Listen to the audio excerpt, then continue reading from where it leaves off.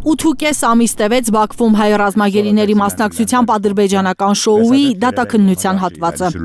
Մեղադրող կողմը երկուշաբթի դատարան կգնա մեղադրական ճառը հրապարակելու։ Դրանից հետո ելույթների հնարավորություն կունենան 15 հայ ռազմագերիները, հետո կհրապարակվի վճիռը։ Սա շատ մեծ պետական բեմականացում է Ադրբեջանի կողմից։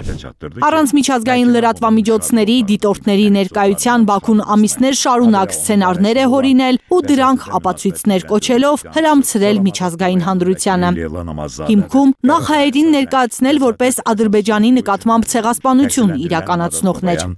Ամբողջ դատավարական process-ի ամենակարևոր հիմքը իմ պատկերացմամբ դա Հայաստանին ցեղասպանության մեջ մեղադրելու process-ն է։ Ադրբեջանագետը հետևել է դատական ֆարսին, նկատել, որ ամիսներ շարունակ դատարանում ելույթներ են ունեցել մի քանի տասնյակ ադրբեջանցիներ։ Ներկայացել են որպես վկաներ, պատմել հեքիաթներ, իբր իրենք հայերի կոտորածներից մազապուրծ են եղել, եկել հասել դատական նիստերի դահլիճ, բացառիկ դրվագներ ներկայացնելու համար։ Շատ ծանր ձևով դա ներկայացվում, բեմականացված ձևով ներկայացվում։ Բոլոր հնարովի փաստերը հետագայում Հայաստանի դեմ միջազգային հայցերի բովանդակություն են դառնալու, վստահ է Գառնիկ Դավթյանը։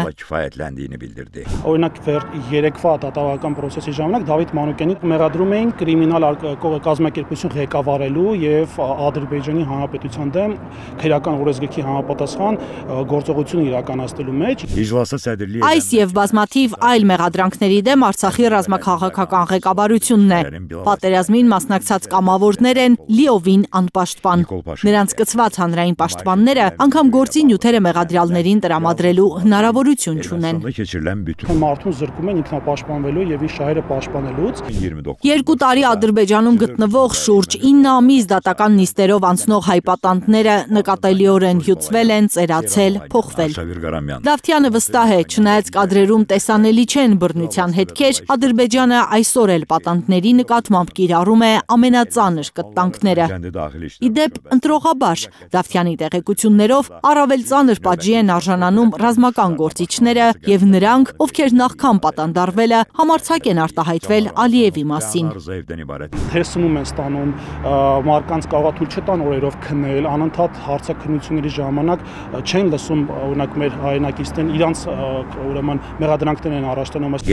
Միեդում հայ ռազմագերիների ներկայացուցիչ Սիրանուշ Սահակյանի համոզմամբ դատական ֆարսը ամբողջությամբ կավարտվի մինչև տարեվերջ։ Կհաջողվի հայ պատանդներին վերադարձնել Հայաստան, թե Բաքուն կշարունակի իր ձեռքում պահել նրանց ճակատագիրը։ Լիլիթ Խալաթյան, Առաքել Օհանյան, Էլեն Յահինյան, Հայլուր։